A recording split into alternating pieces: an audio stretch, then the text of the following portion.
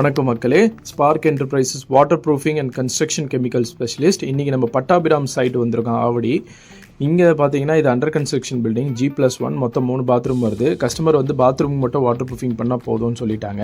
இந்த பாத்ரூம் பார்த்தீங்கன்னா இது நார்மல் 0 லெவல் ஃப்ளோரு. ஏன்னா யூஸ்வலாக பாத்ரூமில் வந்து சங்கன் வரும், அப்புறம் நார்மல் ஃப்ளோர் வரும். நார்மல் 0 லெவல் ஃப்ளோருன்றது என்னென்னா நம்ம ரூம் லெவலில் இருக்கிற ஃப்ளோர் ஈக்குவலாக தான் பாத்ரூமோட ஃப்ளோரும் வரும். ஸோ நம்ம ஹான்ச்சிங் பண்ணுறதுக்கு முன்னாடி வாசலில் ஒரு கட்டுவலை போட்டுறது ரொம்ப முக்கியம்.